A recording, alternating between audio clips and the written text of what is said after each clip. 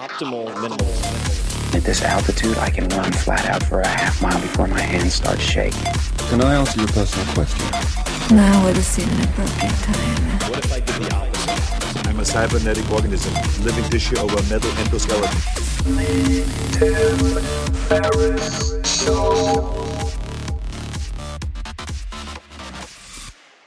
This episode is brought to you by Shure, the company behind some of my favorite headphones and most of the equipment that I use to record this podcast. Shure headphones deliver sound and engineering that have made their products famous with professional musicians for decades. I use a bunch of the different headphones for different purposes, travel with some, have some in the office, and the SRH 1540 headphone is a top-of-the-line model that sounds amazing and is incredibly comfortable. That is something that I use for work constantly. The headphones are developed with aluminum alloy and carbon fiber. In other words, they are both lightweight and comfortable. The earpads use slow recovery foam, which maximizes sound isolation. So if I'm at a co-working space or in a coffee shop, I more often than not will use these headphones.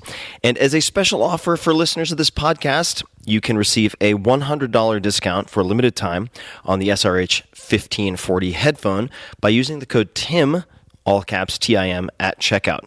So take a peek. Visit shure.com/Tim to check out the offer.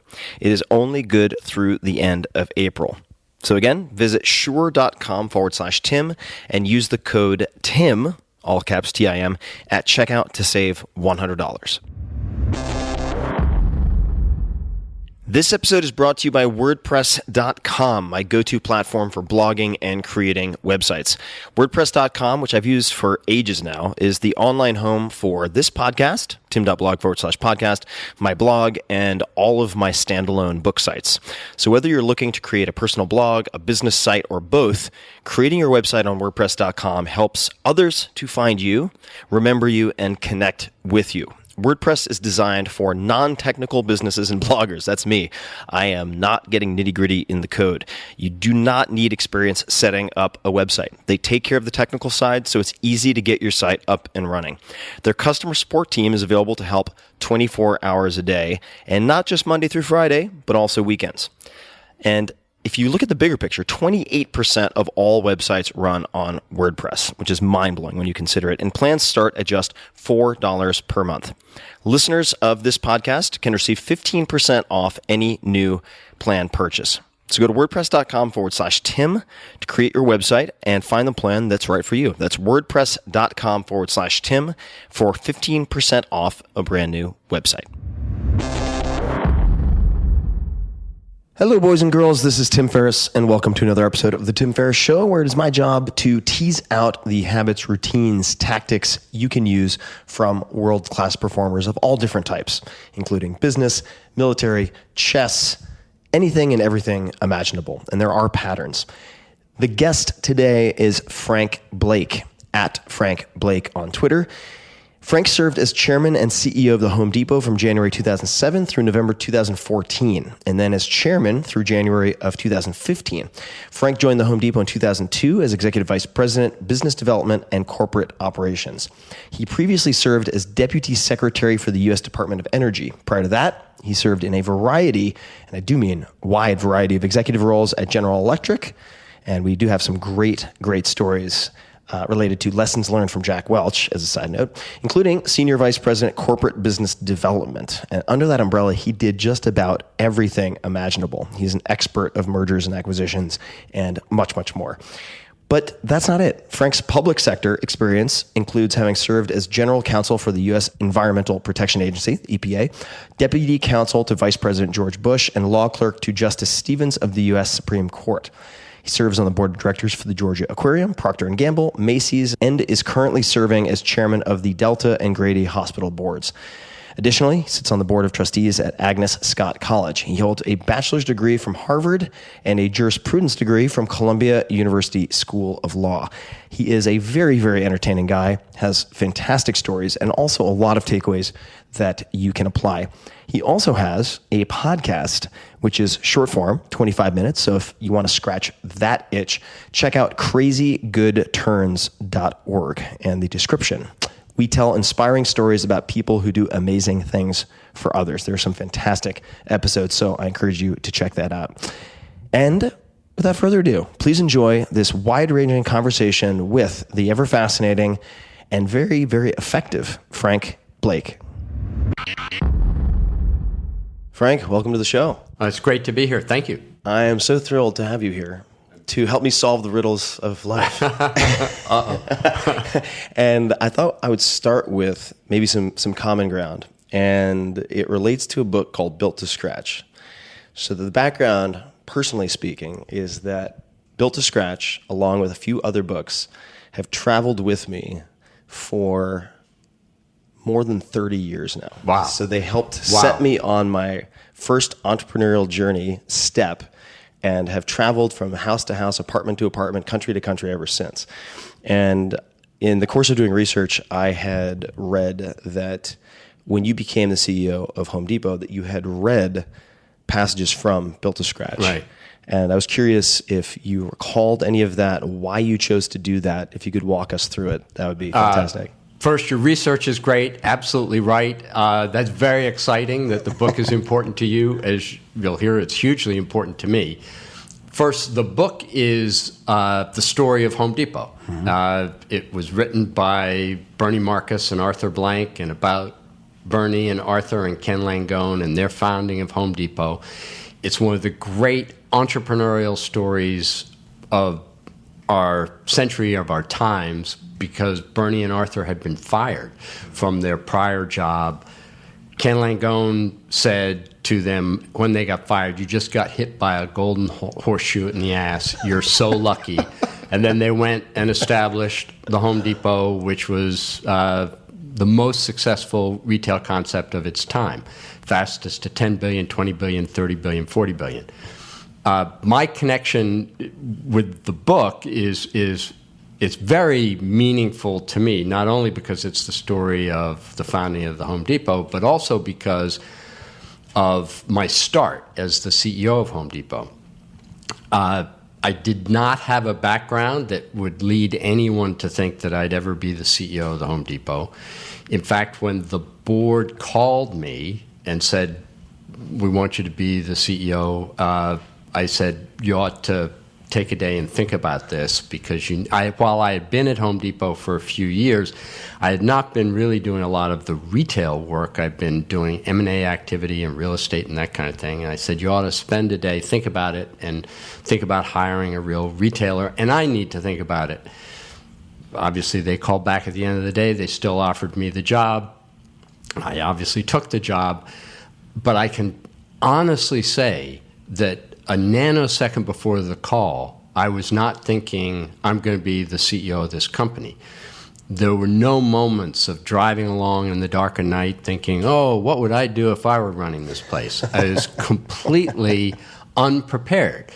And then, like a lot of retailers, we have a way of communicating to our associates. At the time, Home Depot had around 350,000 associates. We have little TV that we beam in messages to the break rooms. And I have to go and address the 350,000 associates, being singularly unprepared. At the time, my son, Home Depot has a program of returning veterans, giving them jobs in the store. My son was a returning Iraqi War veteran, had come back, had been an assistant store manager, was now a store manager at Home Depot.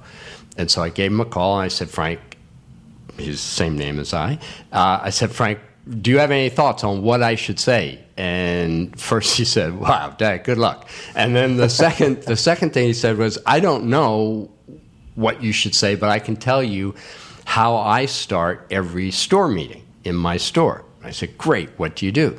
And he said, I take Built from Scratch and I read from it. I'll read a passage from it. And I go, this is brilliant. And so I pick up the book, I flip madly through it to find something that's, I think, is relevant. And in the book, they talk about the inverted pyramid and a leadership concept where the CEO is at the bottom and the customers and the frontline associates are at the top. And so I use that reading from Built from Scratch and the inverted pyramid as my first communication to our associates. And then for the next 8 years as CEO, I spent time figuring out what does that actually mean. How do you lead from an inverted pyramid perspective, and what are the leadership lessons you pull from that? So, yes, hugely important book. It's a great book. Unfortunately, it's out of print, but I'm sure I can get it for anybody who wants it. Yeah, maybe we could get the publisher to do a Yeah, reprint. that would be great. That would be great. Give them a Right. heads up when this is going to land. Right. Yeah, exactly. So I'd like to start right in the middle of the action, kind of in media res, with something Yeah. like that, and then rewind the clock. So if we go back to your childhood, could you tell us a bit about where you grew up and how you would describe your childhood? I grew up in right outside of Boston, Massachusetts. A family of 5. I was the fourth of 5. Unfortunately, my 3 older siblings have died. My mom, though, just had her 100th birthday. Wow. And still lives in the house I grew up in. Had a great, very family-oriented experience growing up. Very close family. And we have a lot of relatives in the area, so New England's sort of home still. What did your mom do for her 100th birthday? So we had a big party. Yeah. And we had lots of relatives, lots of her friends. She's the kind of person who, if you say, mention any name, she will know exactly what that person's father did, what their sister did. She'll have a backstory that will go on for 15 or 20 minutes. She works the phone constantly. She did that growing up, and she's done that even to the age of 100. She's sharp as a tack. Wow, so Yeah. factual recall. Yeah, very good. And very storytelling. So you go, wow, I had no idea that there was that much interesting going on in their life. You know, they had a twin sister, and the twin sister ran away with the grocery man, and it's just all that kind of detail. Fascinating stuff. What did you think you were going to grow up to be when you were in, say, high school or when you were younger? I was interested in politics. So I worked on campaigns. When I got out of college, I worked in the state legislature in Massachusetts. After I went to law school, I then ended up in Washington, D.C. I had a very traditional Washington, D.C. lawyer government career, moved back and forth from private practice and into the government. So politics fascinated me. I was interested in politics. Why did it fascinate you? What led to that? Or what about it? I think you start by the issues are so interesting. You think you can impact people's lives. Power is a fascinating thing, and so politics is a source of power, and it's fascinating because of it. Did you experience conversations about politics over the dinner table, or how were you introduced to it? Not a bit. Not a bit. No, not a bit. It was entirely self-generated. I don't know where it came from, but just no one else in my family was remotely interested in politics. That was my thing. So, as I was mentioning before we started recording, I've had a hell of a time trying to figure out what path to take with this conversation because you have such an eclectic background, and people will have heard certainly a fair amount of this in the introduction, but I'll just mention a few things, and then I'll get to the question. So you have law clerk for Supreme Court Justice, general counsel for GE. I'm skipping a lot. Deputy Secretary. Now, do you say Deputy Secretary of the Department of Energy, or is it better to just say Deputy Secretary of Energy? Department of Energy. There we go. Yeah. All right. And then CEO of Home Depot, and then certainly, at least as one of our mutual friends has put it, you are the least retired person he knows. I have a lot of friends who are lawyers, loved ones who are lawyers, former lawyers, and they tend to be very certainty-focused and averse to entrepreneurship. So how have you, and if this is even accurate, ended up with this combination of very strong legal background and ability to manage amidst uncertainty and combine those two? It's really unusual from my experience, at least. Probably an awful lot accidental. So the first part accidental was a group of us set up our own law firm. So there were 12 of us who set up our own law firm, and that was kind of my first experience with entrepreneurial activity. And I could say I was singularly bad. The firm did great. Most of my instincts about how to do it, actually looking back, are pretty funny because I was wrong. So that was an introduction to entrepreneurial activity. I left Washington to go to GE to be the general counsel of a business in Schenectady, New York. And everybody thought, that's the stupidest thing we've ever heard. Why would you leave Washington, a great legal practice, and go to Schenectady? And mostly it was, by that time I was kind of sick of politics and sick of Washington. And I was the beneficiary of the way GE did HR. So basically, they moved people around every 18 months. But they never bothered to move the lawyers because, they're not going to bother to move the lawyers. So after about 5 or 6 years, I'm the person around the table who sort of knows how the business works. And I've listened to this, and I've observed over time. And they offered me a job going onto the business side, and then the rest of it. Being a lawyer is great. Having been a lawyer is even better. So I really enjoyed the business side and found it much, much more fascinating than the legal side. How did you make the decision? Walk us through making the decision to leave the law practice and take the job at GE, because that's or it could be a scary step. And I know certainly looking around myself at my friends who have what most people would consider successful legal careers, they often pine after these types of changes, but very few of them actually take the leap. So how did you make that decision? There were two things. The first, just as a scene setter, it is the case I have never made as a salary more money than I made as a lawyer. So I did more with my draw from the law firm than through to being CEO of the Home Depot. So it was a very good legal practice. The problem with a legal practice, after a while, that you realize is there's such a disincentive for any kind of efficiency, right? Somebody comes in with a problem and you go, I know this problem. Right. I can name this tune in 3 notes. Yeah. Well, no, actually, that's not that's not the business model. You want to say, oh boy, that's a complex symphony. That's going to be 3,000 notes. And so the idea of trying to do something that's cumulative rather than billing your time by the hour is really what appealed to me. And so, and Washington's a very closed little culture, and I wanted just to get out of that closed culture. And Schenectady, New York, sounded like the far end of the earth. Now, at the time, were you single, married? Married. You were married. Married. How did that? How did you deliver the news, or how did you discuss the possibility of that switch? If you're comfortable saying. Yeah, I don't know that we had a lot of discussion around it, but it was clear that I was not. I just was becoming increasingly unhappy on the legal side, and while I'm not sure everybody was thrilled, my family wasn't thrilled to be moving to. We lived in Albany, but to be moving to upstate New York, they wrote in with it. Gets chilly. I grew up in New York, but on Long Island. But upstate gets chilly for people who haven't been there. Upstate is chilly, and it's very chilly. GE.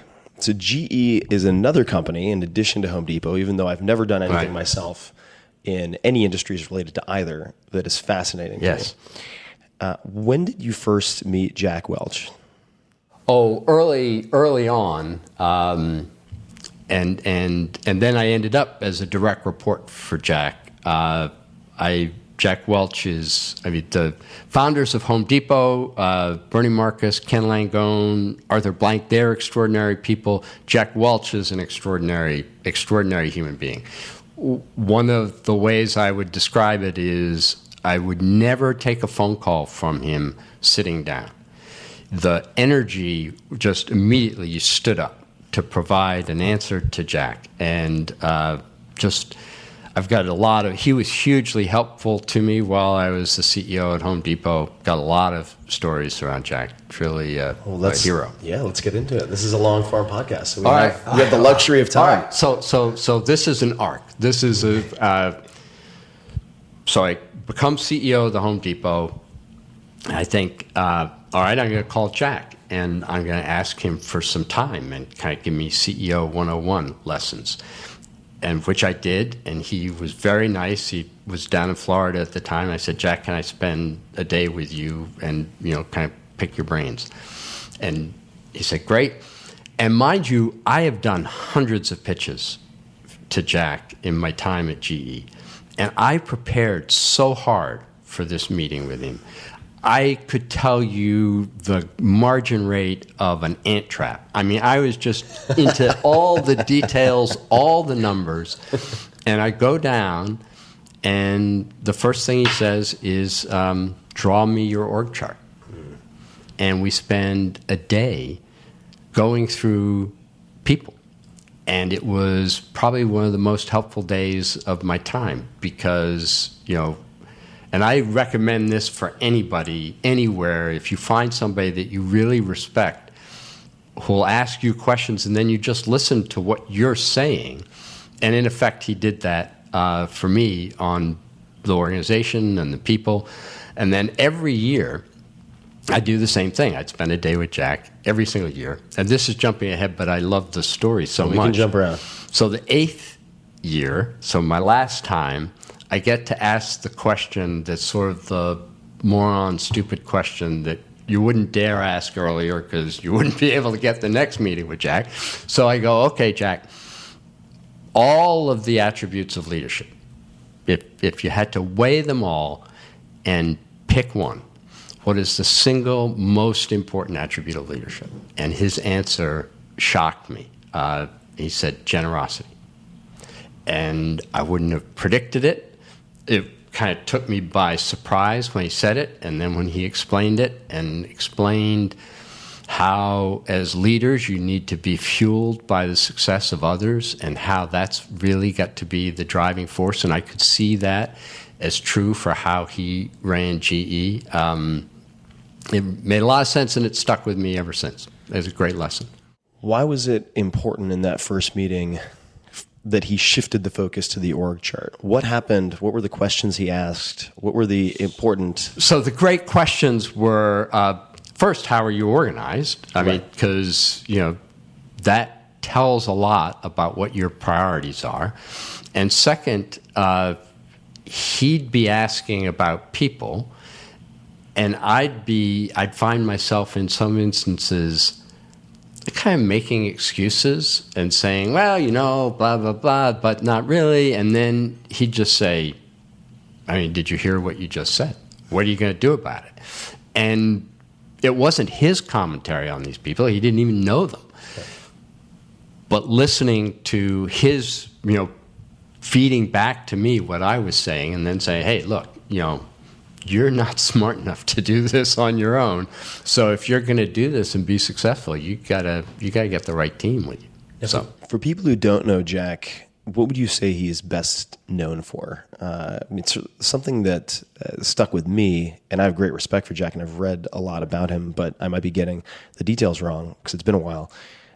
He said the nickname Neutron Jack. I think it was the bottom 10% of performers in GE were let go on an annual basis. Annual basis. And was he then asking you about strongest, weakest performers, and then asking you why you were keeping or why the weakest performers were continuing to be employed? So he wasn't doing it on a kind of percentage. Tell me who lags and who's ahead. It was more individual by individual. Describe for me their strengths and weaknesses, go through it. And what I would say, what Jack did that particularly impresses me in retrospect because it's so hard to do. I go into GE as a lawyer. GE is a finance engineering firm. Lawyers are not, we had a great legal team, but the lawyers are not at the top of the organizational pecking order. somehow Jack got the sense within me that the path to success in the company was actually to disagree with him and be right. And that's huge because, and he would say this, I'd express, wow, that's so amazing, in retrospect, Jack, that's so amazing. And he'd say, well, I really don't need to pay people to tell me I'm right. I need to pay people who are going to tell me where I'm wrong. But organizations are such echo chambers. And Bernie Marcus gave me a great piece of advice. He gave me tons of pieces of advice that were terrific. But I remember one of them at the start of becoming CEO. Bernie said, okay, let me tell you how this works. You're going to be sitting around a table, and you're going to tell a joke, and all the folks are going to laugh. And he said, let me tell you, you're not funny. And the point of that is, people are just going to respond to you the way they think you want them to respond. So eliciting the kind of reaction that Jack did from me, which was, hey, it's okay actually to disagree with the boss. You damn well better be right. But it's a good thing to disagree with the boss is huge. So on that point, and I may get the pronunciation wrong, Carol Tomei, so at the time Home Depot's CFO, said that when you arrived, and this is a compliment, that you invited conflict into the decision-making process. And I'll quote here. This is from a Fortune article. We were conflict hesitant. Frank asked a ton of questions that make you say what is working and not working. So this is interesting to me. How do you encourage people and to disagree and elicit the bad news or whatever it might be? How do you do that without also simultaneously or dissipating the fear of getting punished for that? I think it's one of the most important things. So I have a long discussion around what the inverted pyramid means. But one of the things it means is that everything that's important, as the CEO, everything that's important is happening above you with the customers and the frontline associates and the folks who work in the organization. So you've got to figure out a way to effectively listen and effectively get them to communicate to you. I learned actually from a board member at Home Depot, this may be more unique to retail to doing this, but it worked. That the best way to do that is if I was walking in a store and we had a particular project, my comment would be, why isn't Project X working? And then they'd go, oh my gosh, Frank knows that the project isn't working. I guess we better say something. And so that would actually prompt a conversation. While if you said, how's everything going? In any organization of any size, there's only one right answer when the boss says, how's everything going? The answer is, it's going great, you're awesome, please go. And you need to kind of pull out from people. Every once in a while, somebody would say, why do you say it's not working? It's working great. But more often than not, it would be, oh, well, here's what you're missing. Here's what's not happening. Here are the issues. So there are so many pieces of paper, as you can see, and so many questions that I want to ask. And the next one is really closely related to this, and something that I think about a lot, and I'll lead into it in a somewhat confusing way. But the internet is almost all negative feedback. People get punished and attacked. However, if you look at, say, operant classical conditioning, dog training, mammal training, human training, positive reinforcement is actually critically important.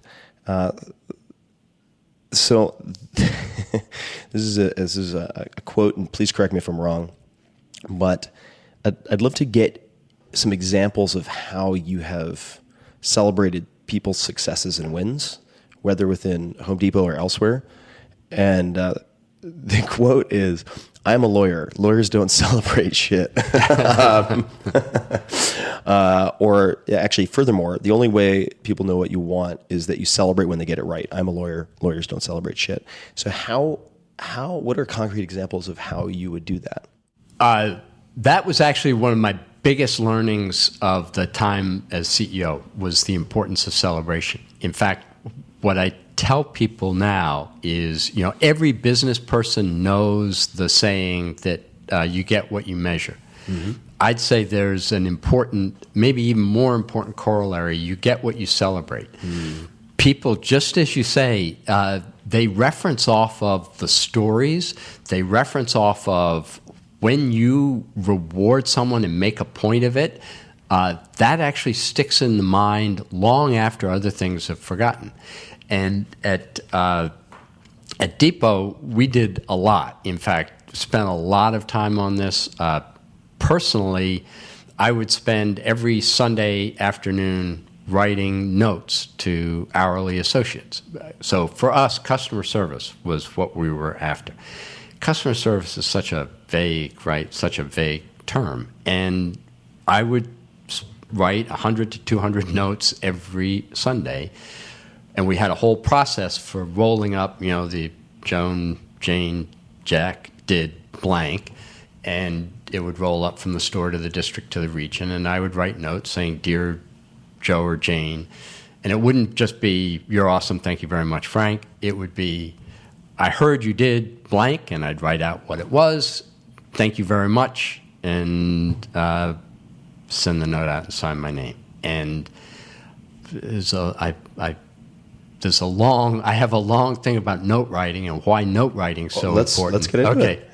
But so I wondered about the power of that. But early on, I was walking a store, and an associate came up to me and said, "Gee, would you mind rewriting the note that you sent me?" And I said, "No, sure, no problem, but why?" And he said, "Well, we were all convinced that it was a RoboPen note, and so we put it underwater, and it leaked, it ran, and so would you write me another one?" People respond to being recognized. I learned this early in my career, I worked for George Bush Dad when he was vice president. And it's a great thing to work for. I mean, he's a wonderful human being. Working for the vice president is great because it's a very small staff, so you can actually see what he does. And at the time, so this is 1981, ages and ages ago, no computers, but he would come into the office and type out notes. And you knew that he was typing the notes because, the E would be slightly off and be white out. But as a staff member, when you got a note from the vice president, you were walking on water. I mean, you just felt like everything was great. And I believe that we learn more from those positive stories and recognition than anything else. So in addition, the notes were kind of my thing, but we also did a video every single week of great customer service, and we put it in that same break room TV. And you'd videotape the associates who were we'd being retell highlighted. the story. We'd retell the story with the associates. So there'd be one of these every single week. We did little books of great associate customer service stories. We'd have, if you go into stores, you'll see people with badges and recognition, and it is, you just don't communicate. You can write a memo to someone and think it gets down through an organization, but it doesn't. It's when you pull people out and say, "Here, this is what this person did that was extraordinary." You tell a story around it, and everyone remembers that story. That person's thrilled, and everybody else is going, "I want a story told about me too."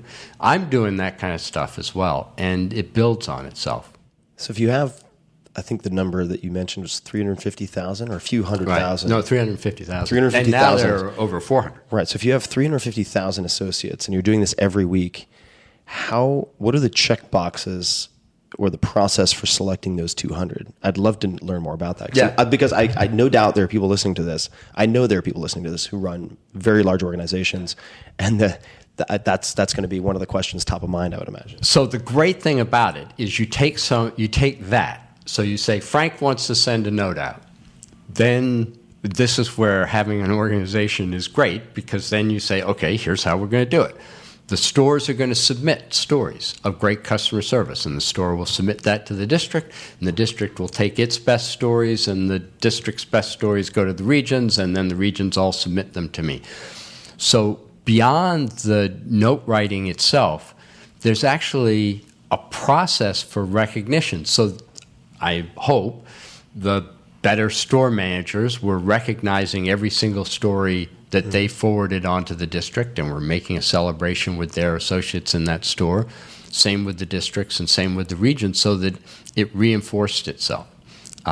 So it's not just the one note, it's the entire process. It's why, as I say, the people just should spend time thinking about what they're recognizing and celebrating.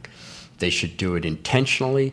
They should have a process around it. They should do it consistently, because we talk a lot about company culture, but that's what really sets the culture. It's what everybody is saying. You want to know, you want to see the story, you want to see what this looks like, this is what it looks like. And so if these letters are going out and people want to receive a letter, they want to be in the video. Right. What were the criteria for good stories? In other words, these various, say, district managers and so on could have their subjective views of what makes a good customer service story, but did you give them any guidelines at all?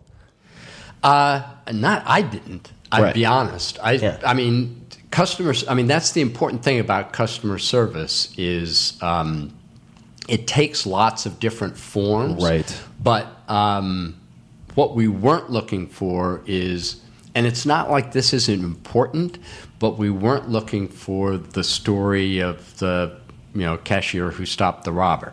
Yeah. I mean, so those are important stories, but some companies are more focused on shrink prevention and things like that. We were focused on customer service. And we had lots of different, just emotionally powerful people helping other people in the store. Phenomenally strong stories. But no, didn't set any guidelines. So you mentioned, stopping the bank robbery, not the bank robbery, but the theft. Right. Not being a very good example. And what this brings to mind for me is, I think it was Andy Grove of Intel. I might be getting this wrong. I'm sure someone on the internet will correct me if I am. But that for every metric they decided to measure which was a positive indicator for the company, Andy would insist that they identify the perverse incentive or correlating metric that they should measure for side effects. Right. And so I'm reaching a little bit here, but you could see if someone says, of course this is exaggerated, but oh my God, I could get in the video if I stop a robbery. Like who could I hire to simulate a robbery? And I'll let my buddy go, but I'll put up a good fight and get in the video. Yeah. How did you mentioned what you celebrate, or I'm sorry, let me get this right. I just wrote it down. But effectively, you get what you measure, you get what you celebrate. Right. What were some of when you took the reins, what were some of the metrics that you focused on, or that the organization focused on? Yeah. So every retailer, now it's commonplace, but you look at what's called Net Promoter Score. Mm-hmm. But that, if that's an accurate Andy Grove quote, I entirely agree with it, because it's definitely a quote from someone. Definitely a quote from someone, and a right quote, because every single metric does have a germ of a problem in it. So you have to be careful. We would measure Net Promoter Score, how happy the customers are in the store, but it's always a reminder that the dominant measure is how are we doing on sales and profitability. Mm-hmm. So as you move down below that on the metric side, you have to be very careful. And how did you measure sales? There are many different ways to doing it, or revenue. You have revenue per square foot. You have, say, profit or revenue or net income, whatever it might be, per employee. You have many different approaches you could take. Were there any that were more important than others? No. Our stores, while they're very idiosyncratic within the box, mm-hmm.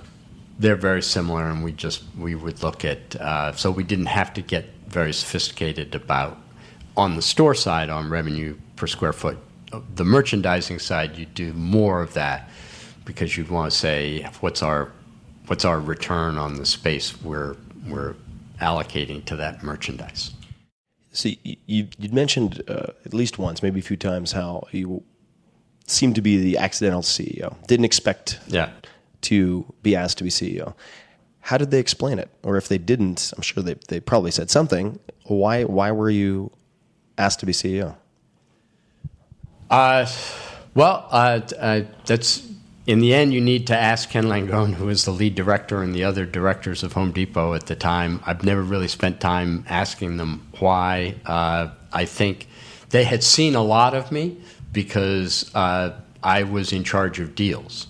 And we did a lot of M&A transactions. That was as the SVP, the Senior Vice President of Corporate Business Development, or?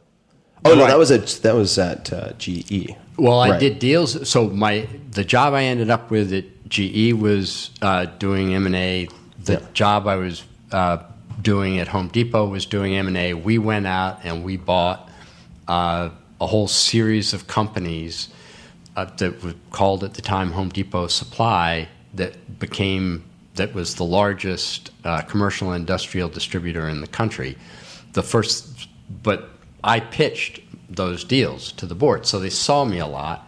And then the first thing I did when I became CEO, I said, we need to sell this business, and we sold the business. Why did you have to sell the business? Or why did you recommend that they sell the business? So the dominant reason for me personally was, and I think that this was organizationally right, but I know it was right for me individually, was saying to be the best retailer in any space requires 110% of the effort. For me, to be the best leader of a retailer is 110% plus of effort. No chance that I can also say, oh, and here's this other business, this great commercial industrial distribution business, I can be the best CEO in that space too. Just knew that was not going to be possible. And so said we need to sell it. Is that what you said to convince the board that it was a good idea? Or pretty much. Yeah. Pretty much. Yeah. Yeah. And it was, I don't think I made it that personal. Right. I think I said, look, because the company, we'd been losing market share. We were trailing our principal competitor. I said, this is, we got to be all eyes on the retail business, and we got to get rid of everything that's a distraction of the retail business.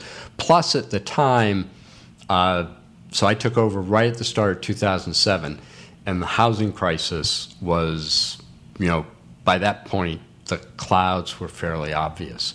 And so we knew we had to make some dramatic changes because things were going to go downhill fast, and they went even more downhill and faster than we anticipated. I bought a house in late 2007. Talk about good timing. There you go. In San Jose, a.k.a. Man Jose, California, but that's a separate story. The decision to divest of, I guess, HD Supply. Yep. And I may be misattributing, so please correct me if I'm wrong, but it is also makes me think of Jack Welch, if I'm getting this right, which is, did he not want every division or product line or company to be either number one or number two in its category? He famously had that as an objective. That did not drive that decision because Home Depot Supply was number one. Right, got it. So it's more a matter of focus. So it was a matter of focus, and in fact, my commentary was there are some unique individuals like Jack who can run a conglomerate. And I would be deep into the details of the business I worked at in GE, and Jack would still ask questions to me that I'd just slap my head and go, oh my God, what a great question. Why didn't I think of that? I knew not me. I mean, it would take all, as I said, just running a conglomerate is a big challenge, and not one. I knew I couldn't do that.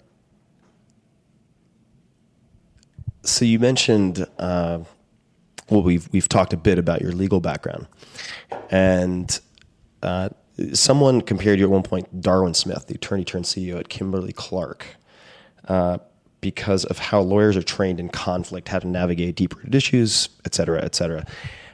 I've also noticed that, for instance, if I can't find a proofreader who is a professional writer, I will ask one of my friends who is a lawyer, because they're very good. They're not professional proofreaders per se for the type of writing that I do, but they're very good at spotting language that is nebulous, words that shouldn't be there.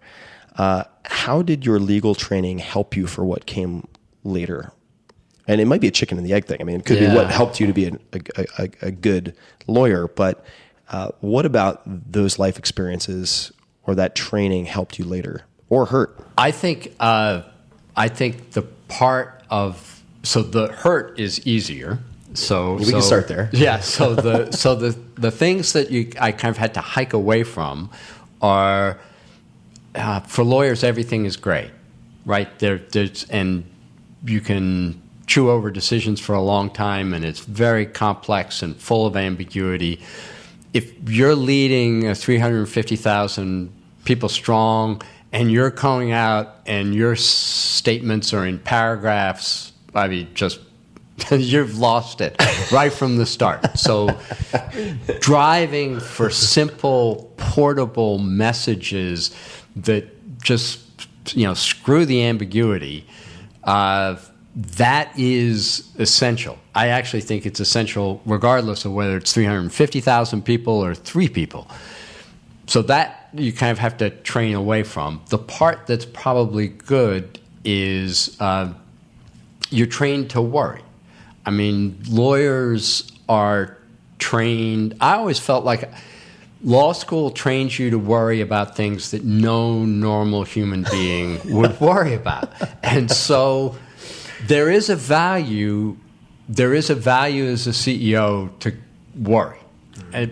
But you got to kind of internalize that as much as possible because the other part of you have to get rid of that worry. Colin Powell has a great expression that I deeply believe in, which is optimism is a force multiplier. And in any organization, you got to, and this was particularly true as things were grim, you've got to drive to the optimistic side. You can't be going, this really could turn out badly. But I think internally that's helpful to worry, to be thinking around the corner, to be thinking what's going to go wrong. Just as you said, get that every metric that you put in place comes with its own little seed of destruction. Understanding that, being aware of it, don't tell it to anybody else. So, all our stores would have net promoter scores. I wouldn't tell them, here's the fascinating flaw in that metric and why you might not want to be committed to that. We just go, this is what we're focused on. We're focused on a net promoter score. So, I'm sorry. No. Go ahead.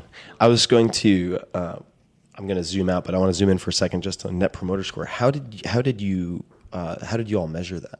It was by surveys after on the receipt in the store. And so you can immediately imagine if, so not to get into the nitty-gritty of what's wrong with net promoter scores, but you can imagine one of the things is the more crowded your store is, the more volume your store does, by and large, that correlated to a net promoter score that was a little bit lower. Right. If you wanted the highest net promoter score, have a store that very few people went to. Right. So one customer per employee per day. Right. Exactly. And they were thrilled, and they'd take the little, they'd give you the positive feedback. But yeah, we did it straight off of receipts and people typing in and saying whether they're happy or they weren't happy. And then now on the internet, obviously, a lot easier. 4C surveys come up all the time. It's also a lot easier to, as you noted, get lost in the seeds of destruction or the noise, right? Because if you have a net promoter score also, at least of some types, you can have a selection bias for people who are unhappy, which is super tough. Right? Yep. Exactly. But the zooming out, I want to do right now and look at what you said about keeping a lot of that worry and potential downside inside. This is a huge challenge for a lot of founders and CEOs that I know, where they have to really put on the brave face and help everyone march to optimism while keeping any of the concerns they might have inside, or at least not showing it publicly to all the troops. Could you walk us through, if possible, or just describe maybe a period or an instance where you had a lot of that to keep inside and how you dealt with that? Because a lot of these CEOs feel really alone. They end up, in some cases, getting health problems. It's very, very challenging. Could you give us maybe an example of how you've contended with that? The best thing for me, there's a great saying in retail that now has to be amended because of the internet, but the saying in retail is all truth is on the floor of the store. So now it's also online, but all truth is on the floor of the store. The best vehicle for me to deal with those worries was always spending time in the store. And I would try, I didn't do it religiously every week, but I would do dinners with hourly associates wherever I was, I try to do one a week with hourly associates. And you pretty quickly get your problems put in perspective. And it was hugely valuable to me. And I remember the first one I did was we fly in and I'm sitting around. There's this very nice woman sitting next to me, kind of give or take my age. And I'm complaining about my back. So she says, "How you doing?" And I'm saying something with my back. Mind you, I've flown in on a private plane. And I'm saying, here, I got my back problems. And then I go, "How are you?"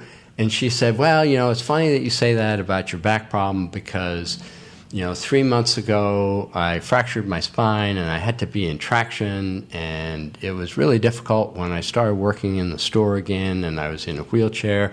And, we have bulky items and they have to get moved." And I'm going, I'm complaining about the little, and then she says, and I go, "Wow, that's amazing." And then she said, "Well, that wasn't the really hard part. The really hard part was I have a 12-year-old developmentally disabled son, and I have to bathe him every day, and I have to get him in the bath, and that was so difficult when I was, in the wheelchair."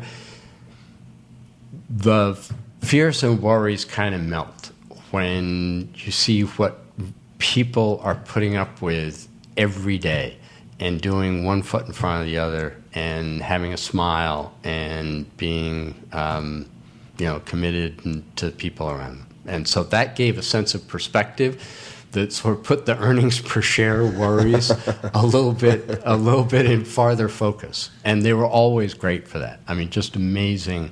Home Depot and both Bernie and Ken, Arthur as well, the great stories of Home Depot. And why Built from Scratch is such a great book, why it's such a great idea is... There's some crazy stories in that book. But they're great. But the underlying thing is people who, typically start, I come in, I'm shagging carts in a lot, maybe I graduated from high school, I'm not really sure why I'm doing this job, and 80% of our store managers started as hourly associates. Our upper management started as hourly associates. And it's these amazing career stories, wealth generation through starting at the bottom in retail. I was at dinner last week with a friend.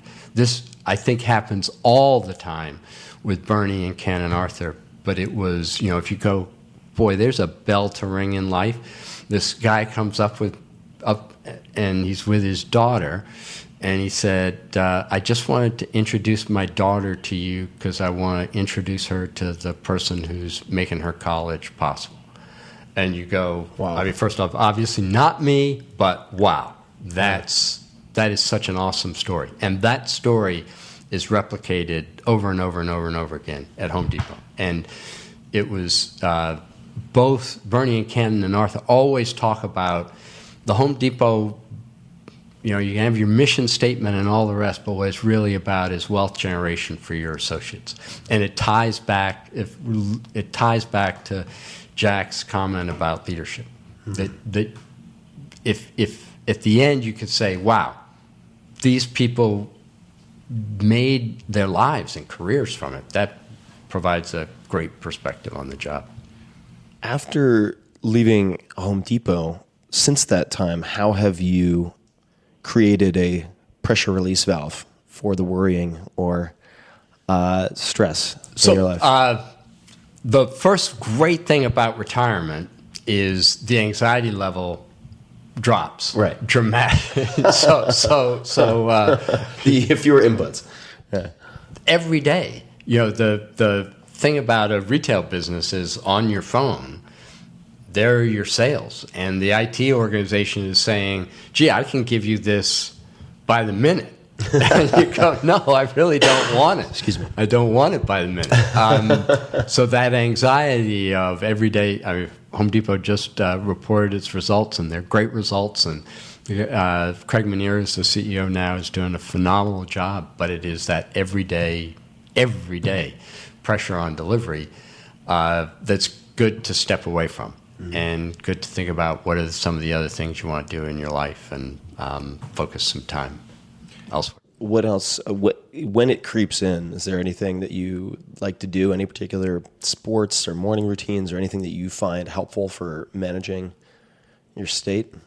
There are lots of things. Because I think your retirement is busier than most people's careers in some respects. I mean, you certainly keep yourself occupied. So I'd be curious to hear what routines or habits are critical to you. So the habits are very different now. I think probably I had a very pretty much because of starting without a preset set of notions of what I was going to do at Home Depot. If you ask me what I did at the start of every day as CEO of Home Depot, no, the compare and contrast. Well, let's do both if you're okay with that. So yeah, so and I'm not recommending this. This is not a good tool, but I started every day reading emails from customers, and I did that because in any large organization, it's really easy to get a false sense from averages and percents, and then you see, wow, we did that badly, and it was a good marker for me of how we were doing and what we needed to focus on, and that kind of management by anecdote is actually pretty powerful. But I would do that for like an hour early in the morning. I have always gotten up really, really early. What time is early? So I get up about 4:45, and I'd usually be in the office by 6 o'clock and start reading emails. Now I don't. I still get up really early. Now instead, I start by reading.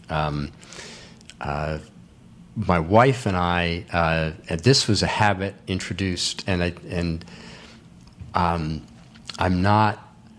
I struggle with the notion of an intentional God. My wife does not. My wife is a strong believer in an intentional God, and we pray in the morning together. And it was awkward. I'm a New Englander. That's just, we don't do anything with anyone that level of intimacy.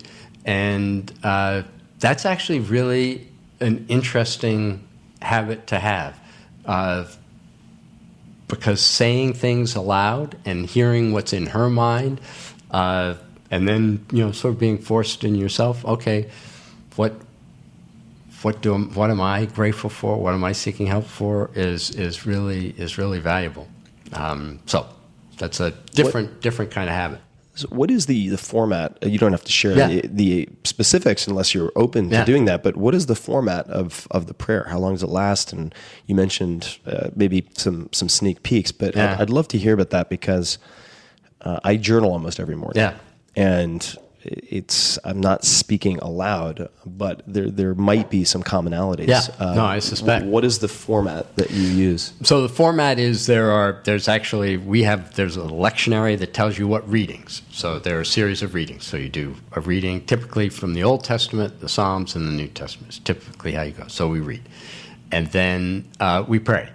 And my prayers, I've gotten better at it, because I do think to the extent you write it down and you say things, it kind of gives context, and maybe in some way it makes it more likely to happen. My prayers have tended to be, hey, I hope everything works out. And boy, am I grateful for everything. And my wife would be very specific about, and is very specific about, this person needs help.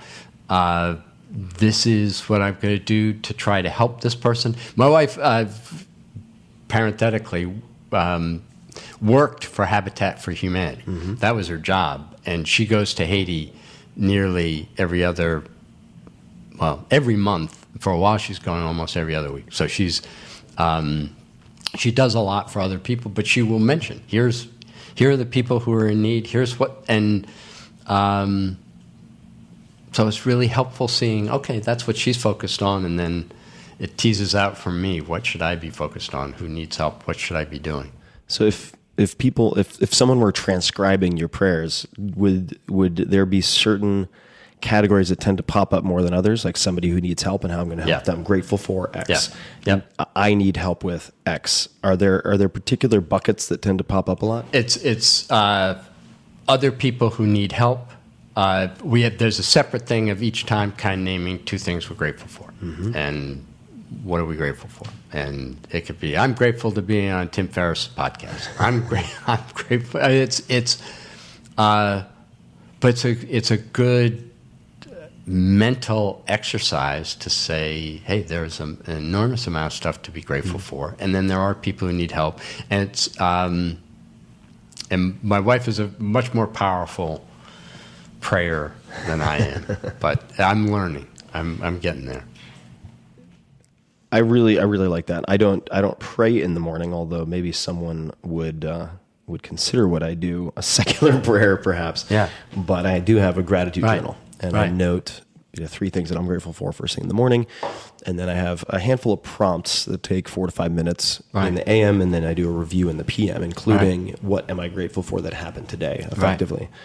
It's very deceptively powerful. Exactly right. Exactly right. And like you mentioned, or maybe I'm implying or inferring, it also helps to develop the lens through which you view the rest of the day, right? Yep. If you buy a car and then all of a sudden you go out and you see your car everywhere, it's not because everyone went out and copied you and bought your car. It's because you have that attuned, selective attention. Yep. It's really, really powerful. And it's a powerful way to get to learn about another person too. So to get that sense of, okay, this is what they're worried about. This is how they think. It's really useful. I really love that it starts with somebody else who needs help and then grateful for. Yeah. In the sense that it's not right off the bat beginning with your ask. Right. That's really important. Yep. You mentioned checking or reading customer email. So I had read on, I think it was consumerist.com, it's probably elsewhere, but you gave out your phone number and email. And I think that this is the line that I found on Consumerist. Use it if you have a persistent problem with Home Depot that hasn't been resolved through normal customer service channels. Remember to be polite, professional, and to the point. And then there's a phone number, extension, da-da-da-da-da-da. You can also email, Frank_Blake at homedepot.com. Yeah. How on earth do you triage that? Did you get fewer email than expected, fewer phone calls? Did you get deluged? What happens when you use? Yeah. A lot. There are a lot. Yeah. And we have a team. I think it was hugely important to do. I did it early on. I still get customer emails, but we set up an executive resolutions team. And I'm not. I learned the first weekend on the job when I mistakenly answered my phone, not thinking, and got a customer that those take a long time to get resolved. So we have a professional team that goes through those and resolves them. And but for me, what was useful was you see patterns and you go, okay, this is what's not going well. Or this is consistent. It may not be numerically that, percentage-wise that high, but if somebody is taking time out of their day to email the CEO saying this is screwed up, it's worth listening to. And then associates also knew my email, and they'd send me, hey, this isn't going well. You got to fix this. You got to fix that. Whatever. What are some of your favorite interactions, or better put, lessons learned, tidbits of wisdom received from Bernie Marcus? You said you'd learned a lot. Wow, a lot. So are there any that come to mind? It could be anything where you're like, wow, that's really useful. All right. The first is, just as I said, about avoiding the echo chamber, getting outside of the echo chamber. Bernie has a great I think one of the things that makes Home Depot such a strong culture is that one of Bernie's other early on comments to me was, look, you have a prominent job, but you don't have a significant job. You have a prominent job because you go out and talk to analysts and all the rest of it, but the only significant jobs are the jobs of the people who are helping customers. And so everything you do, and that again, it goes back to the inverted pyramid, everything you do is in support of your frontline associates and your customers. And that's how you have to think about the orientation of your business. Bernie also, the quote-unquote headquarters in Home Depot is not called the headquarters. It's called the Store Support Center. That's not that unusual in retail, but it's a real, the idea is you're there to support the store. That's what you're there to do. What are some of the other ingredients? Those could be pre-existing, so before you arrived, or changes that you and your team helped to make that help foster the Orange Apron cult, that sort of that dedication to customer service. Because it seems, at least based on what I'd read, that you really paid a lot of attention to, I'm not going to say resurrecting it, but really reinforcing that as a core differentiator. So it goes through, it starts with, and again, this is another Bernieism, but you need to take care of your associates. And so even when things were really tough in the housing downturn, we were giving our hourly associates pay raises and bonuses when we weren't in the store support center. We pay our assistant store managers get stock grants, which I don't think any other retailer anywhere near the Home Depot size. And now those stock grants, those are worth a lot of money.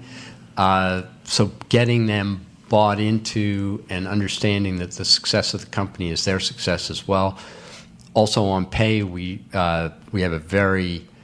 instituted a very strong success sharing program. So, if your store does well, the associates get an extra bonus. All of those things to say, look, I can't expect an associate to care about paying attention to the customer if the company isn't caring about the associate.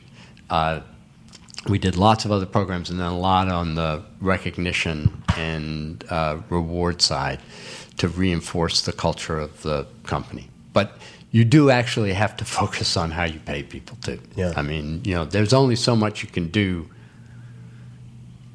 without addressing, you've got to be creating opportunities for wealth generation for your team. And that's what's got to be, as I said, that's what's got to be exciting to you and what's got to be driving. Mm-hmm. One of the bullets that was suggested to me as a point to explore with you, it's in fact the number one that was suggested by this friend of mine, is accountability. And this is what he wrote. Every time something went wrong, he took responsibility, even right before he left Home Depot and a transition plan was set up. There was a security breach. I think it was 56 million credit card numbers or so, and Frank took the blame. Also fixed things fast. He has uncanny self-awareness. Quite separately, I had wanted to chat about this. So the incident response room that was set up on the 20th floor of Home Depot, not headquarters, the store support center. Right, store support center. Yeah. How did you handle that crisis? What was your thinking process? Can you just take us through that? Because I really like to kind of explore the macro by digging into the micro. So sure. Maybe we can talk about this. So Home Depot, we had a data breach in September of 2014. In the sort of ironic commentary, in August, we had actually spent a half a day going through with our board why we thought we were in pretty good shape and weren't going to have a data breach, but obviously we did. We had a couple of, so once we knew, we went out and made a public announcement right away. And my principles were, and I think there was a very nice article written on, hey, you accepted accountability for this. And another way to look at it is, well, I mean, really, there wasn't.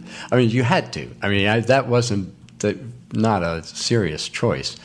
And understand, and this is where it actually helped being a lawyer, and understand that the help that the lawyers are going to give you is not help.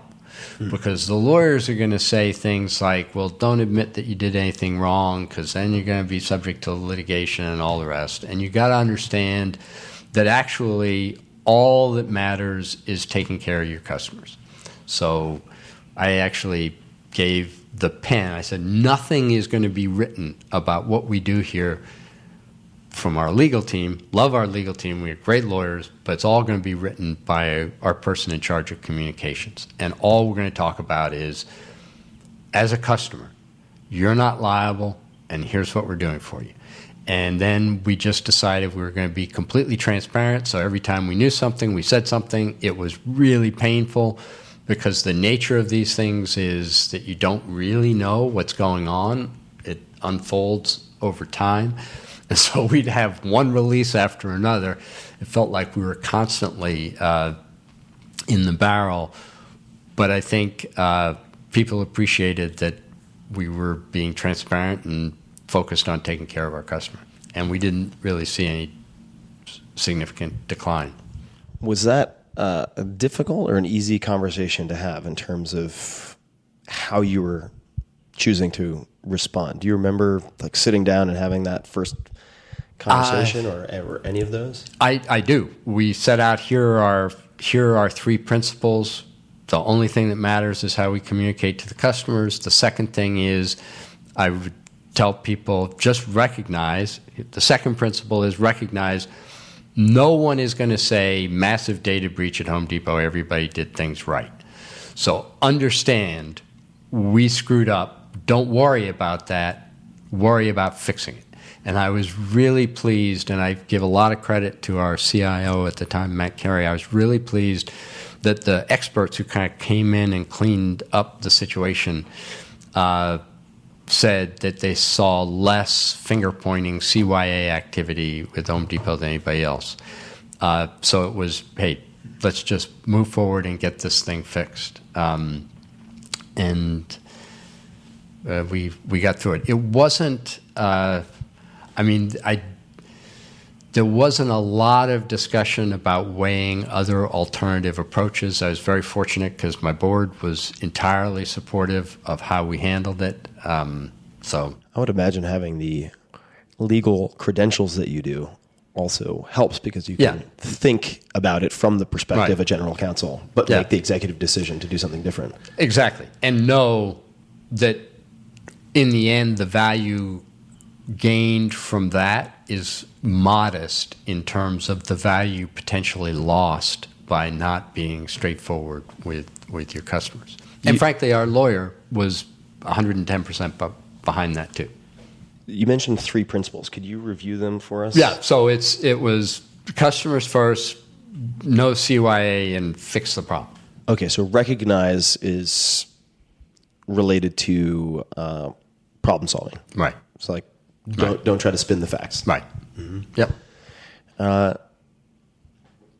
What were there any decisions that stick out for you as far as the most difficult, or one of the more difficult conversations you had to have during your tenure at Home Depot? Are there any particular difficult periods? Because looking at your resume, I can imagine quite a few people think to themselves, "My God, this guy just bats 1,000 every time he steps up to the plate," and find it very intimidating. I think with some understanding, but any particular difficult times, it doesn't have to be at Home Depot. In fact, I mean, another question I like to ask, and if this is an easier way to go about it, it could be at any point in your career, but a favorite failure. And what I mean by that is a failure that in some way set you up for later success. Are there any examples, difficult times, difficult decisions, or failures that ended up being for the better? So it's an embarrassing failure, but I'll give a failure that was a great wake up for me. So before I became CEO, one of the things I did for Home Depot is I did our real estate. And as I mentioned, my son worked at the company, still works at the company, but at the time had just come back from Iraq and was starting working in a store in Depot, and was given, I think, a temporary store assistance manager or a store manager, can't remember exactly which, out in Colorado Springs. So I fly out there to see him, and he's there with 4 or 5 of his colleagues who'd also just returned from Iraq, and they're telling the stories. And I thought I worried about it as a parent, but at the end of it, I was just kind of overwhelmed by, wow, I didn't worry nearly enough. And these and these people are just profoundly heroic. So that was the dinner. Then in the morning, I say, great, Frank, I got to drive out and see your store. Brand new store, so it was a store I was responsible for, brand new store.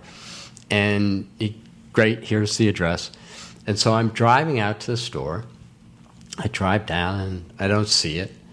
I kind of go 3 miles up, don't see it. 3 miles back, don't see it. Do it again, do it again.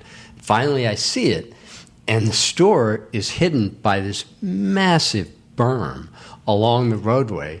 And there's this tiny little sign saying Home Depot.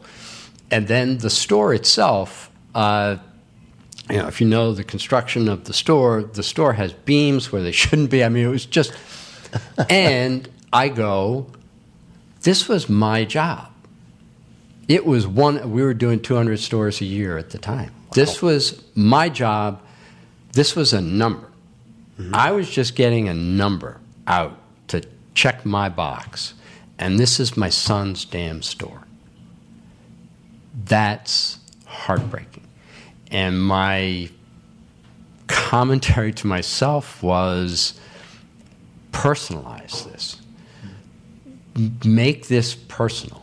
Feel it's personal. Your son may not be doing every job, but pretend that there's somebody, there are people at the end of these decisions, and focus on that, and don't check a number box. As I say, not a happy mistake, failure, but clearly a failure, and one hopefully I'll learn from. So the word worry or worrying has come up quite a bit, and it strikes me that perhaps there are different species of worrying, in the sense that there's maybe passive worrying, where something just eats at you, and it's, as I heard someone say to me once, worrying is praying for what you don't want.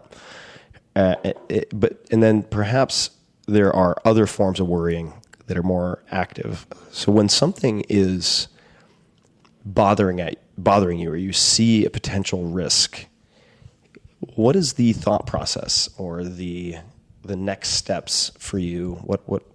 How do you then take it out of your head so it's not just acid in the vessel? And do something with it. And any examples? Well, so there are different parts of worrying. And just as you said, Tim, there are lots of different ways of worrying. On a personal level, I always found I just take the worry to, okay, here are a series of things that can go wrong. Every single thing goes wrong.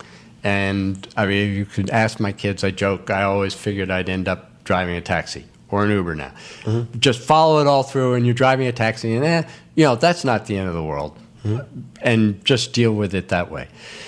The more constructive worrying is when you actually try to break it down and say, okay, what am I worried about?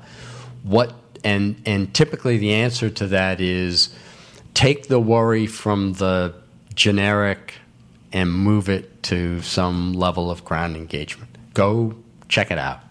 Go check it out. Go figure out what's actually happening. Odds are you'll be less worried, and even if you're not less worried, odds are you'll actually have an answer to how to deal with your worry. So step number 1 is fact-finding. All right. So I read a great book many years ago. So this is another book that has traveled with me. One of the others. So along with the story of Home Depot, there's one called "How to Stop Worrying and Start Living" by Dale Carnegie. Okay, And wow, that sounds like a profound book. It's a fantastic book, and one of the first steps is this fact finding. Right, like don't assume that your worry is well founded. Right, don't assume you figured it out. Right, go do some fact finding. After you've done that, whether you're, let's say, perhaps you're less worried, perhaps you're more worried, but still worried nonetheless. All right, this is a legitimate risk. What do you do then? So if you ask the people who work for me at Home Depot, and they'd sometimes joke about this, that I just would do anxiety transfer. I just go, okay, hey, here's my observation. This isn't going well. You got it. Yeah. You got it. You go. And I think anxiety transfer. And I think and that is my view of careers. Careers exist. People progress in their lives through solving bigger and bigger problems. So you go, here's a problem. Here's what I see. Here's a developmental opportunity for you. Here's a developmental opportunity. See if you can go fix this. Yeah. I was wondering as you said it what anxiety transfer would mean. A friend of mine, and he's a humorist, also a fantastic writer named A.J. Jacobs. He writes for Esquire, among many other things that he does. And at one point, he was experimenting with outsourcing to India, the Philippines, and so on.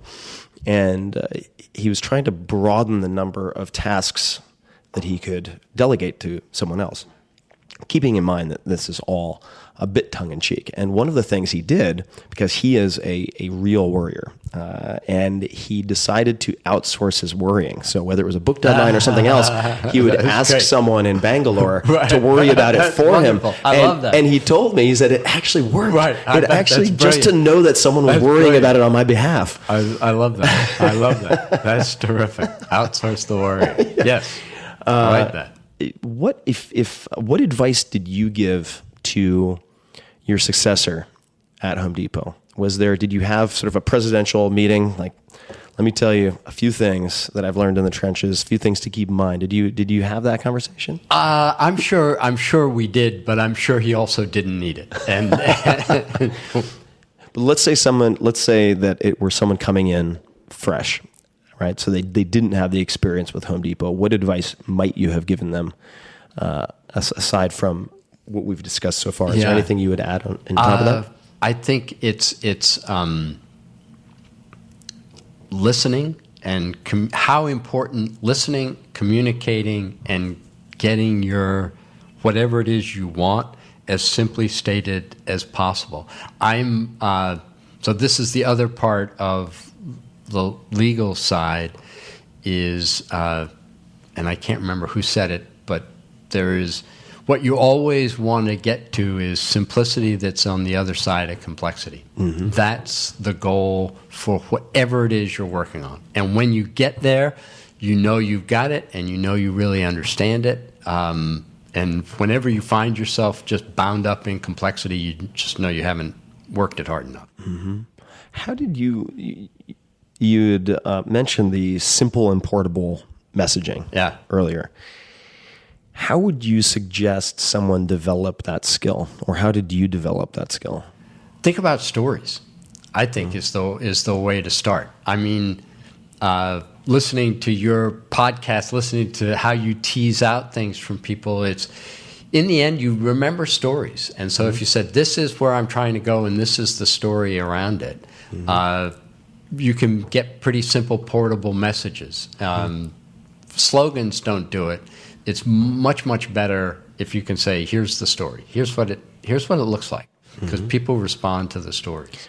Do you remember any stories that you've told that have had a particularly large impact, or that you've just received a lot of positive feedback about? And it harkens back to you talking about reading these passages in your very first sort of address to the troops. But are there any other moments that come to mind? Could be one-on-one, could be with a smaller group, could be with the entire base of associates. That's Home Depot related or more broadly? Anything. All right. So anything. So one of the fun things of doing post Home Depot is a podcast, listening to yours and go, gosh, these podcasts are fascinating. So we do something called Crazy Good Turns. that talks about people who do crazy good things for others. And there are great, I love it for lots of different reasons, but here's the story. So we've been doing it for 3 years, and there's one human story. All of the stories are wonderful, but there's one in particular that I particularly love. There's a woman, she happens to live in Atlanta. She's now around 70 years old. When she was 3 years old, and she describes very poor circumstances, and, her mom leaves her in the apartment and goes across the street to get groceries. She's in the apartment with her sister. She's playing on the sofa. She finds some matches down the cushion. She lights them. She's wearing cotton pajamas, and she goes up like a match. She's entirely on fire. Raced to the hospital, third-degree burns covering most of her body. And again, this is now 65, 67 years ago. Massive blood transfusions required, skin grafts. They put out an all-point bulletin on a need for blood. A truck driver driving through the town hears this, stops, donates blood, and donates skin. And apparently a skin graft is like one of the most painful operations ever. Oh, I can imagine. Gets into his truck and drives on. And I go, if that's not the best, if that's not the best story ever of people doing something for someone else, and then, that's my favorite story. You mentioned post Home Depot. So what are you focused on these days? What types of projects are keeping your mind occupied? So this Crazy Good Turns podcast, have a lot of fun with. I don't do most of the work on that. The co-founder with me, Bradshaw, does the real work. And we work together at Home Depot, and it goes to the message and the story. And what Brad did at Home Depot was a lot of that storytelling of how you get these messages that are portable, that people understand. Was he in comms, or was he in... Exactly. Yeah. He was head of our corporate communications and did just a phenomenal job. And so we have great fun working on this podcast. And then when I started retirement, I had this elegant theory, or I thought it was elegant. I said I got to spend a third of my time on business stuff, a third of my time on personal stuff, and then a third of my time giving back.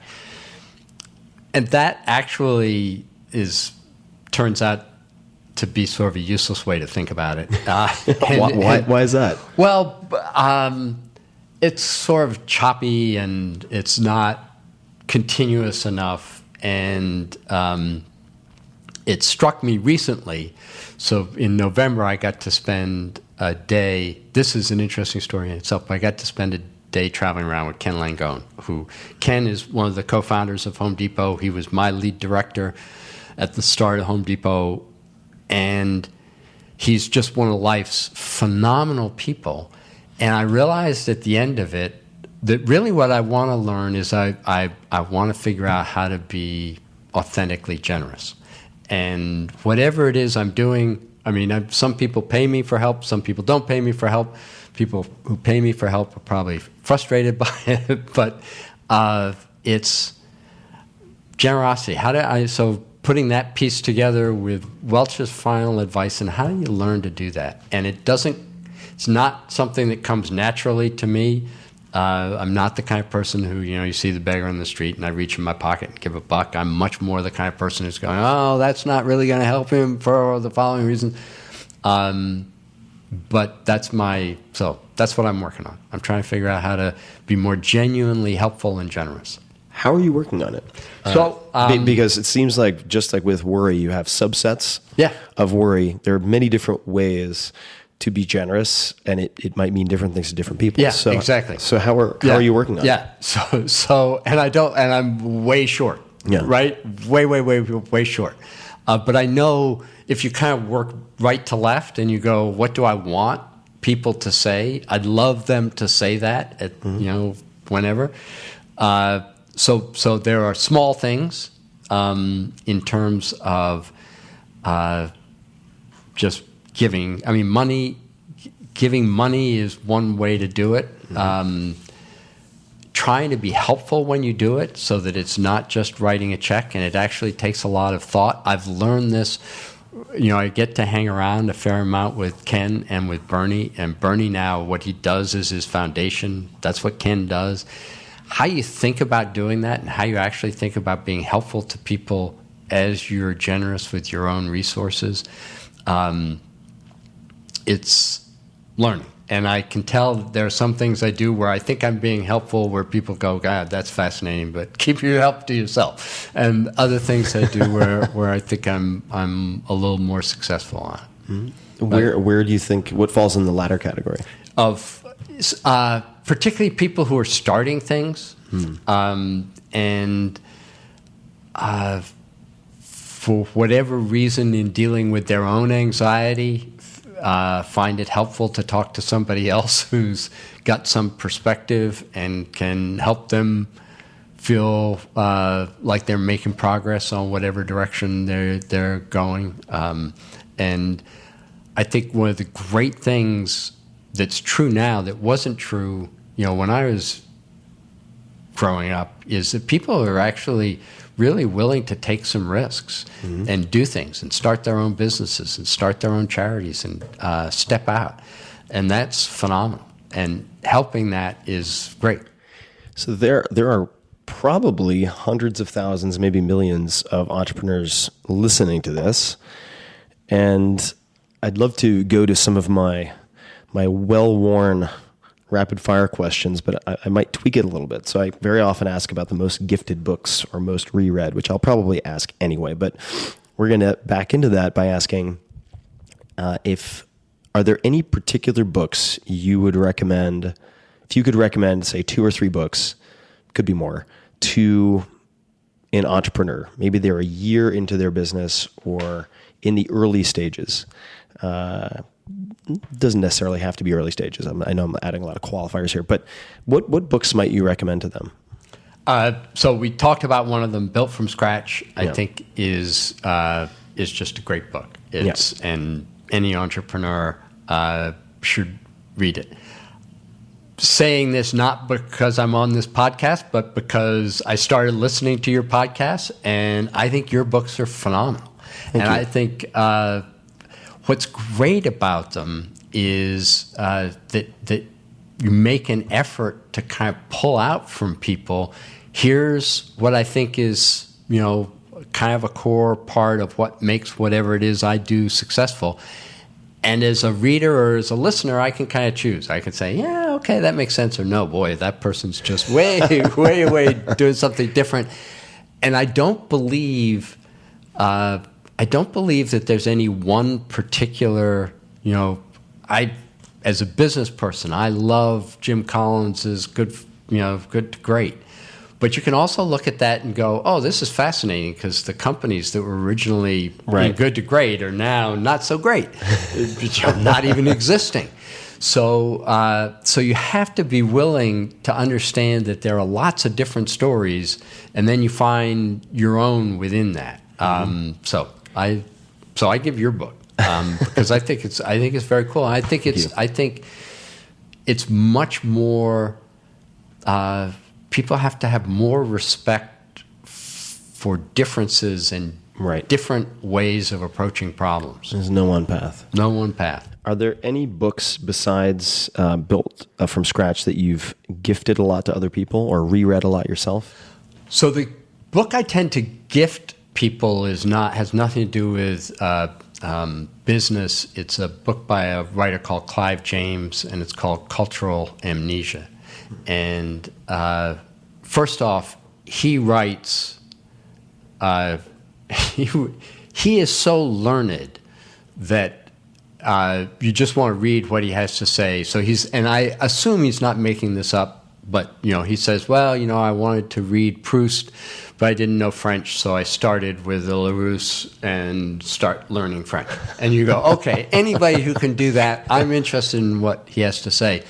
But the book is interesting because it talks about, to me it's interesting because it talks about how World War II and the guilt around World War II, particularly in Europe, infected all of the sort of liberal arts world and the unwillingness to actually face into the fact that there was more collaboration than people wanted to admit. And so oftentimes the people that were truly heroic are actually heavily criticized because the people who were less than heroic couldn't stand the comparisons. And you go through all of these different literary figures and you go, whoa, didn't know that backstory. That's pretty interesting. So is cultural amnesia, is it a collection of examples and narratives related to, I'm just trying to make sure I'm clear. He goes through different authors. And these are people who are chopped down by their contemporaries because of their success. Yeah. Or venerated now, but no one really sees through to, hey, maybe there are more feet of clay than we want to say. It makes me think of, that sounds fantastic. I want to check that out. Now, do you give that to people? Well, let me spit out what was on top of my brain, which was, it reminds me of a quote from Francis Ford Coppola when he was being interviewed by a friend of mine, Robert Rodriguez, who's here in Austin, filmmaker. And I think it was during this interview that he said, I'm paraphrasing, but of course, Francis Ford Coppola, one of the greats. Right. And he said the same things that get you fired when you're younger are the things that give you lifetime achievement awards for when you're older, which I thought was a keen observation. Do you give this to people to embolden them, to give them courage to do things with the expectation of facing that type of blowback? Or why do you give this book? I give it first because when he talks, so the cultural amnesia is the subtext of what he's talking about, but he also just is such a great observer of different writers, and it makes you want to read all of the source material that he's writing about. So if you like reading books, and I like reading books, it's one of those books that first, as I say, you go, this may be the smartest human being who's ever put pen to paper, and he's just brilliantly smart. And secondly, that's an interesting way to look at history and how history has impacted things. But it's more just, do you love books and do you love these authors? Are there any books that you've finished recently or that you're reading currently? So the book that I just finished recently, it's not a full-fledged book, so it's real short. 300 Arguments by Sarah Manguso.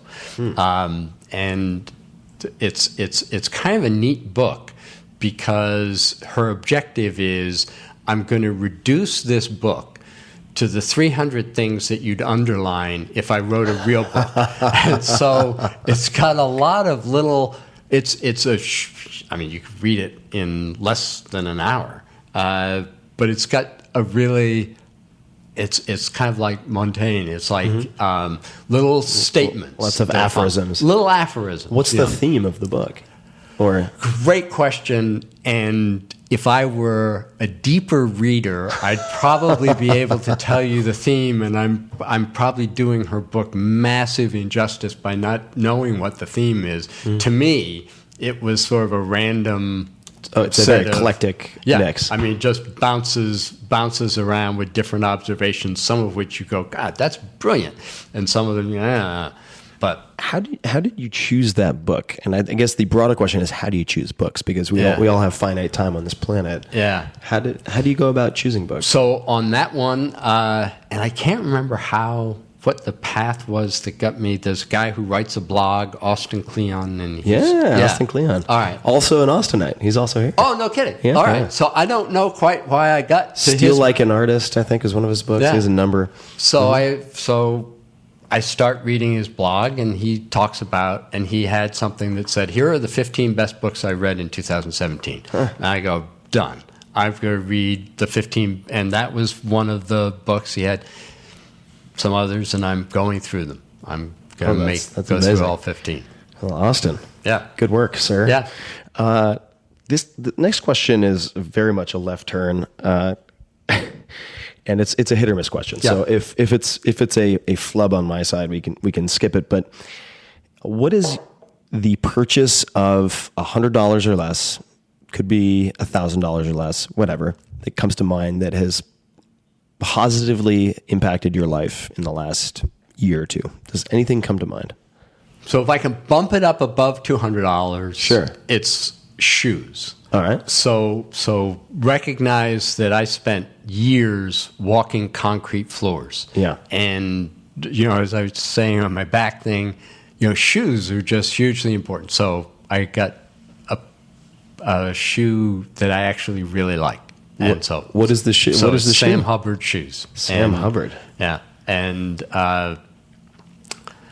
yeah.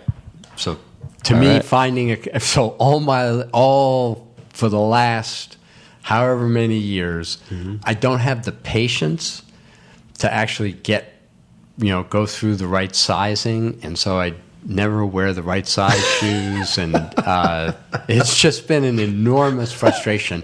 And I finally found a pair of shoes I really like. Sam Hubbard. Yeah. So big fan of shoes. Yeah, well, I became fixated on shoes at one point because, as backstory, I'd been extremely stingy. Yeah, stingy sounds too Scrooge McDuck. Cheap. Right. Economical. Right. For my entire life, really. I mean, I was the guy who would have his girlfriend complain about the single-ply toilet paper and be like, really, Tim? Like, can we just get two-ply? This is terrible. That's great. And I would always buy the cheapest shoes that seemed comfortable and were tolerable to my girlfriend aesthetically. And at one point, I was in Panama talking to this wonderful woman who is the wife of this gent who at one point had owned the largest brewery in Panama, maybe Central America. And really wise woman. And she said to me, Tim, because she was looking at my shoes and I just had nothing appropriate for Panama. And she said, there are two places you should really spend money. She said, if necessary, your mattress and your shoes. Because if you're not in one, you're going to be in the other. And I was like, that's whoa. great advice. So that is phenomenal advice. Yeah. So the Sam Hubbard, I mean, I really pay attention to the shoes now because, I should say what contributed to that or reinforced it was my experience in writing about cooking. And you have line cooks who are standing all day long. Prep. Yeah. I mean, they're standing all day. And a lot of them wear shoes designed for hospital use. They're these slip-on shoes that are used by nurses and doctors. Fantastic. All right. Well, I have a shoe type to check out. If you were to teach a class to, let's call it high school seniors or college students, you could pick the grade. And actually you could pick any grade. What class would you teach and why? History. Just because history is about people. History, we learn so much from history. I'd love teaching history. I wasn't a great history student, but after, when you think about what books are fun to read, it's great to read history books. And so, any particular focus? What would the course description look like? I like American history. I'm not that familiar with, I haven't spent enough time to know the history of other countries, but I think our history is unbelievably complex and fascinating. I've been going through the Oxford history of the United States, sort of book by book, and they get maybe more deeply in than I might want to, but it's fascinating. It's great. Is there any particular historical figure from U.S. history, and that was a little Department of Redundancy department, but that's okay. Is there any historical figure in the U.S. You would particularly have liked to meet or have dinner with? Does anyone come to mind? Boy, there's so many, right? You could list more than one. You could have a lot of fascinating people. Truman is of Truman would be interesting and Eisenhower would be interesting. I think both of those characters, for the decisions they faced, and obviously Eisenhower, I think so he was the president that I grew up with, and so much deeper than any picture that we have of him. That would be interesting. Eisenhower gets used a lot as an example by Peter Drucker as an effective executive. I believe it. The military has so much, has so many great learnings on leadership. A lot to be borrowed. A lot to be borrowed there for sure. All right, last few questions. Yeah. If you could put anything on a billboard, metaphorically speaking, so a word, a sentence, a quote, could be yours or someone else's, to get out to millions or billions of people, what might you put on that? It would be the only blessings you own are the ones you share. Oh, I love that. That's the most fun thing about this Crazy Good Turns thing is seeing the people who live that every day, who are seeing things, seeing plights, people in need that others. I mean, there's a great one. I could go on and on about this, but there's a great story of who knew that there were homeless people living in tunnels under Las Vegas. Yeah. And then here's a guy who recognizes this and goes and takes care of the homeless people in tunnels in Las Vegas. And you go, wow, that's amazing. Got more of that, please. So Crazy Good Turns. Yeah. If you wanted to get someone hooked on Crazy Good Turns, are there one or two episodes that you might suggest they start with? I would start at the start. So Team Rubicon, we did an early one on Team Rubicon, which is the group of Iraqi and Afghan war veterans who come back, and people are probably familiar with them. They use their military training to go, if there's a flood, they go and address the flood. And amazing, it's an amazing group. Early on, I mean, they're all, I love, it's like kids. Which are your favorite kids? Yeah. So that's the first one. But every single one of them. And then I think the second one we did was about tunnels to tower. The story of the guy who was the fireman on his day off, and the Twin Towers are hit, and he's driving in to help his his colleagues, and the tunnel is backed up, and so he puts all his gear and runs through the tunnel to the towers, and unfortunately died. And then there's now a run every year through the tower in commemoration of that. But just people are. So I'd start with the start in the first ones, but I love them all. There, as I say, it's like choosing among kids. Why did you create it, or why did you co-create it? Why put this into the world? I mean, I know it takes effort. It's the so if when we started, it was, and my first comment to Brad Shaw, the guy who does it with me, is that if 8 people listen to this, I'll be thrilled, because I just want to take someone who's done amazing things and talk about them, and just have them have a notion that someone's going to spend, ours are short, 25 minutes talking about the great thing they do. And then Brad did such a good job of it that now we're saying, okay, we want people to listen to it. But it goes back to the concept of celebrating. Whatever it is you want, celebrate. Highlight it and tell stories about it. And we connect from hearing these stories, and sometimes you go, wow, this person's just so much better person than I'm ever going to be, that forget it, that's out of the ballpark, but it's still inspirational. And then some of them you go, oh yeah, okay, I can do that. Maybe I'll correct course one degree. Right. Yeah. So for all of you who complain that my interviews are too long, certainly many of you listen to the entire interview, but if you'd like a short form fix, you should check out Crazy Good Turns.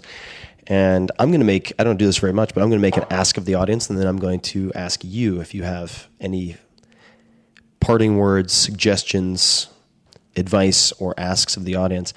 So beyond checking out Crazy Good Turns, I would challenge everyone listening for a day, maybe a week, to not criticize. So to try to put into practice what we've been talking about, and that is highlighting and applauding what it is you want to see more of in the world. If you see someone online who's doing something great, who's making sacrifices for the greater good, practice applauding that. Because if you do criticize, and the criticism online is certainly 99% of what we see, but practice makes perfect, even if the practice isn't a good practice. So if you focus on being critical, you'll get better at it, and it'll become easier. So for a day, for a week, try to focus on applauding what it is you want to see more of out in the world. So that would be my challenge, my suggestion to everybody who is listening to this, and I will do the same for myself. I will eat my own dog food on that one. So any parting words? Well, that's suggestions? Brilliant. I'm not going to begin to improve on that. That is brilliant, and it is so true. It's so true. If you take time to recognize and appreciate other people, it bounces back. It gives back. So And very cool. Perfect. Well, sorry to go first. No, but I wanted to get that out so because well said. I feel so So well strongly said. about it. There's so much negativity out in the world. You and I, none of us have to create more of it. There's a surplus of negativity. So try to focus on increasing the positivity. And you don't get the positive just by shutting down the negative. That void doesn't fill itself. Where can people learn more about you, find you online, if there is any way that you would like to share? And of course, everyone who is listening to this, you can find the show notes with links to everything, including crazy good turns and so on, at tim.blog/podcast. But are there any other places people can say hello or learn more about what you're up to? At Frank Blake on Twitter. Mm-hmm. That's a good probably place. the dominant in addition to the crazy good turns. Fantastic. Well, Frank, thank you so much for the time. What a treat. Thank you. This was a lot of Thank you. fun. And for everyone out there on the interwebs, wherever you may be, as always, thank you for listening. Talk to you next time. Hey guys, this is Tim again. Just a few more things before you take off. Number one, this is 5 Bullet Friday. Do you want to get a short email from me? Would you enjoy getting a short email from me every Friday that provides a little morsel of fun before the weekend? And 5 Bullet Friday is a very short email where I share the coolest things I've found or that I've been pondering over the week. That could include favorite new albums that I've discovered. It could include gizmos and gadgets and all sorts of weird shit that I've somehow dug up in the world of the esoteric as I do. It could include favorite articles that I've read and that I've shared with my close friends, for instance. And it's very short. It's just a little tiny bite of goodness before you head off for the weekend. So if you want to receive that, check it out. Just go to 4hourworkweek.com. That's 4hourworkweek.com, all spelled out, and just drop in your email and you will get the very next one. And if you sign up, I hope you enjoy it. This episode is brought to you by WordPress.com, my go-to platform for blogging and creating websites. WordPress.com, which I've used for ages now, is the online home for this podcast, tim.blog/podcast, my blog, and all of my standalone book sites. So whether you're looking to create a personal blog, a business site, or both, creating your website on WordPress.com helps others to find you, remember you, and connect with you. WordPress is designed for non-technical businesses and bloggers. That's me.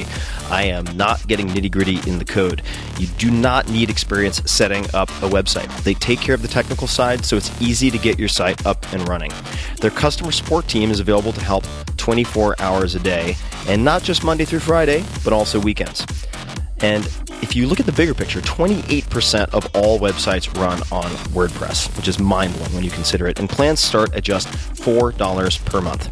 Listeners of this podcast can receive 15% off any new plan purchase. So go to wordpress.com/Tim to create your website and find the plan that's right for you. That's wordpress.com/Tim for 15% off a brand new website. This episode is brought to you by Shure, the company behind some of my favorite headphones and most of the equipment that I use to record this podcast. Shure headphones deliver sound and engineering that have made their products famous with professional musicians for decades. I use a bunch of the different headphones for different purposes, travel with some, have some in the office, and the SRH 1540 headphone is a top-of-the-line model that sounds amazing and is incredibly comfortable. That is something that I use for work constantly. The headphones are developed with aluminum alloy and carbon fiber. In other words, they are both lightweight and comfortable. The ear pads use slow recovery foam, which maximizes sound isolation. So if I'm at a co-working space or in a coffee shop, I more often than not will use these headphones. And as a special offer for listeners of this podcast, you can receive a $100 discount for a limited time on the SRH 1540 headphone by using the code TIM, all caps TIM, at checkout. So take a peek. Visit shure.com/Tim to check out the offer. It is only good through the end of April. So again, visit shure.com/Tim and use the code TIM, all caps TIM, at checkout to save $100.